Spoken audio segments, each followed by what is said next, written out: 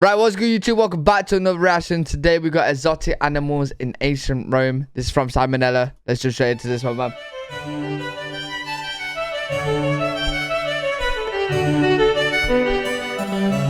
Hey kids, I was inspired to make this video while doing research on the ancient medicine man, Galen. Apparently, he would often do experiments on animals in order to learn more about the body, his favorite of which was the Barbary ape, due to its anatomical similarity to humans. Now when I say experiments, I don't mean push a button, get a peanut type things. I'm talking like Joseph Mengele meets the plague dogs. He'd clamp their P-tubes shut just to watch their kidneys swell, cut their spinal cords in different places to see what went limp and what didn't, and squeeze their brains and make them go unconscious, to name a few. My initial reaction was, hey, that's neat. But then, after some thought, I was like, whoa, bro, hold the phone. fuck that. In 200 AD, you couldn't get a doorknob even. Yet, if you had the right resources, you could order a goddamn monkey.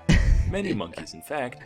By the barrelful, presumably. Alternatively, if you were born in the right place, you could be the monkey poacher, making a living wrestling up some primates with nothing more than a net, a pokey thing, a hole in the ground, and a whole lot of ambition. So I got to think, what other kind of animals did ancient Rome have access to? Apparently, basically everything that lived in this part of the map. They were particularly fond of elephants, and it's easy to see why. Sure, elephants aren't that big of a deal to the average person today, right? But that's kind of crazy because, like, elephants today are nowhere near Rome at all, are they? Of them since you were two, big whoop. But imagine if you were a 20-year-old man who had never seen an elephant in your life. The closest thing you've ever witnessed is like horses, maybe. Yeah, that'd be mad. You get drafted, you go out to battle, you're a little scared, but you've been trained well, you're ready. Then, over the horizon, you see 20 house-sized behemoths with giant tentacles sticking out of their faces, horns longer than your body sticking out of their mouths, all screaming their weird trumpety scream, making your whole body vibrate like Mars. Yeah, I'm running. I'm fucking running. So naturally, Rome loved to show these things off all the time, just as a display of power. Like, imagine if you were going to a speech in DC, and Trump rolls up with a pack of dragons. You'd listen to every word he said. He's got fucking dragons. That's what it was like seeing the emperor parade around with elephants back in the day. Of course, that wasn't the only use they had for imported animals. When they weren't being shown off in menageries, many of the exotic beasts brought to Rome were used in shows called venatios, which were basically like modern-day bullfights, only instead of bulls, you had whatever crazy critters the state could find. Lions, crocodiles, gazelles, whatever. Around 55 BC, Roman statesman Pompey the Great decided to organize one such event, the feature creature of which was, you guessed it, an elephant. Unfortunately, Pompey forgot a crucial Barnum and Bailey trade secret. See, you're supposed to break the elephant's spirit before the show, not during. So the boys get to poking and the thing starts freaking out, just screaming and crying, even gesturing towards the audience like it was begging for mercy. Now the crowd at this kind of event was mainly composed of dirty, bloodthirsty peasants, and even they were like, holy shit, this is messed up. I came here for a nice family-friendly disemboweling or two, but this, just deplorable. Then they all start crying, and the whole thing just ends up being a huge mess. Anyway, it's a shit show. Became larger and larger as time went on. It's said that Emperor Trajan once held a venatio lasting 120 days, during which some 11,000 animals were killed. They also got pretty elaborate. A lot of creativity went into keeping things fresh for the crowd. In 203 AD, they had a model of a crashed ship built inside the arena, and an assortment of 400 animals were set loose from the wreckage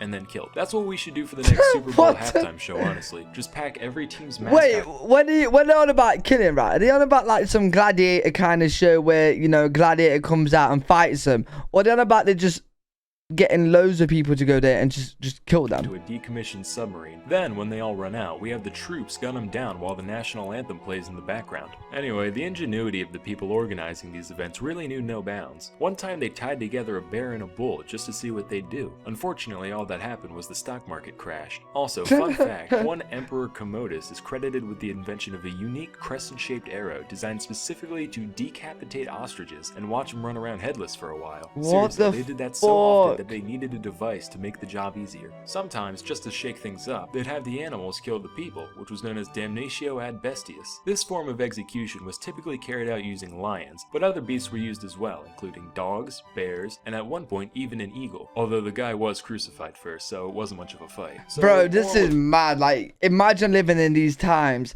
and your local show is an eagle killing someone on a fucking... Bro. Story. If you ever end up in ancient Rome and you want to see some animals, you'll still have access to almost all the same creatures we see in zoos today. And the only catch is that something has to die at the end. Till next time, I'm Onella, and thank you for watching. Oh man, really good video from Onella though. Really enjoyed that. If you guys got any videos about Rome that you want me to check out, link them down in the comment section below. Make sure you guys leave a thumbs up, subscribe, and I'll see you all in the next video.